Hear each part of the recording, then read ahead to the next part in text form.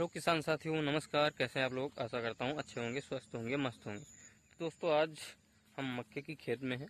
यहाँ पे देख सकते हैं हमारे मक्के में क्या है, पीलापन लगा हुआ है और पेड़ बिल्कुल भी ग्रोथ नहीं कर रहा है। अब ये ग्रोथ क्यों नहीं कर रहा है, इसी की जानकारी मैं देने वाला हूँ। पहले तो आपको खेत दिखाता हूँ।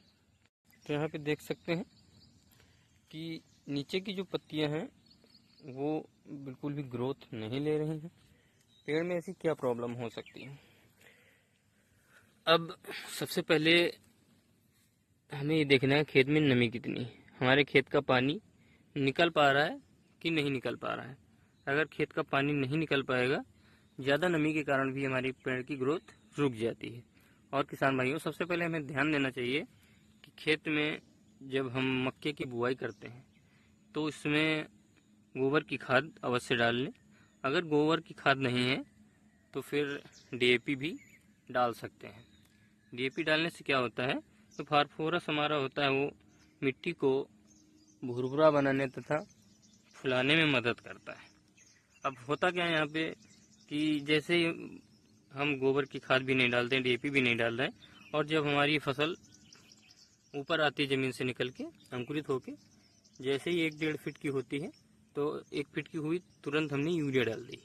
यूरिया क्या है, जब आपके खेत में नाइट्रोजन की कमी होगी तो आप यूरिया डालेंगे तो और भी पेड़ को दिक्कत होगी। इसलिए आपको करना क्या है, डीएपी और सल्फर डालने से क्या होगा कि पेड़ जो हमारा पीलापन है वो ख़त्म हो जाएगा और मिट्टी उपजाऊ होगी, मिट्टी भुरभुरी होगी, जो हमारी मिट्टी टाइट हो जाती है। अब सबसे पहले कमी आती है यहाँ पे नाइट्रोजन की, यानी ज़मीन में जब ज़्यादा नमी होगी तो ये नमी पौधे को पोषक तत्व नहीं दे पाती, क्योंकि ज़मीन टाइट हो जाती है। देख सकते हैं यहाँ पे कितनी ज़मीन टाइट है, और पौधे की जड़ को हवा नहीं मिल पाती। ठीक है।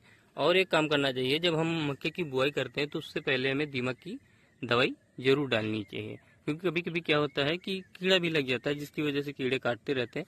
जैसे यहाँ पे एक पौधा आपको दिख रहा है, यहाँ पे देखिए इसकी पत्तियाँ बिल्कुल सूखी पड़ी हैं, तो इसमें कीड़ा लग सकता है ज़मीन से। ठीक है, तो इन चीज़ों का विशेष ध्यान रखिए।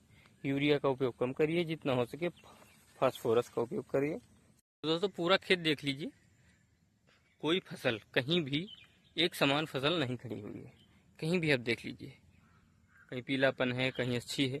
और मैं आपको एक जादू दिखाना चाहता हूँ खेत का, जहाँ पे जब हमारी रबी की फसल काटी गई थी तो जिससे हम जूना, यानी पैरा, जो धान वाला पैरा होता है उससे जूना बनाते हैं, जिससे फसल को बांधते हैं, ठीक है, सेसर तक ले जाने, वहाँ पे जलाया गया था, उसको जला दिया गया था जहाँ ज़मीन पे जूने को। ठीक है, तो वहाँ पे ये देखिए, ये जादू है। इससे हमें पता लग रहा है कि आप कंपोस्ट खाद या गोबर की खाद दे सकते हैं, जिससे हमारा ज़्यादा फ़ायदा हो। ठीक है, यहाँ पे देखिए कितनी अच्छी फसल खड़ी है, और कहीं भी देख लीजिए इतनी अच्छी फसल आपको नहीं मिलेगी। पूरे खेत से हट के आपको दूर से दिखाता हूँ, ऐसा ना लगे आपको कहीं अलग से एडिट किया। देखिए यहाँ पे कितनी अच्छी फसल खड़ी हुई है, और इसका पेड़ भी दिखाता हूँ आपको, कितना तरोताज़ा और मोटा है। देख सकते हैं कितना तरोताज़ा और मोटा पेड़ है। देखिए, तो पेड़ की हेल्थ ऐसी होनी चाहिए। और इसमें हमने बाद में डीएपी रखी थी, जिससे रिजल्ट हमको मिला है, नहीं तो इसका पीलापन ख़त्म नहीं हो रहा था। यूरिया मैंने बिल्कुल भी नहीं डाली है, डीएपी और सल्फर मिक्स करके डाला है, जिससे कि हमारे पौधे को नाइट्रोजन मिलेगी और हमारा पौधा अच्छे से ग्रोथ करेगा। वीडियो अच्छी लगी हो दोस्तों तो वीडियो को लाइक करें और चैनल को सब्सक्राइब जरूर कर लें। नमस्कार दोस्तों।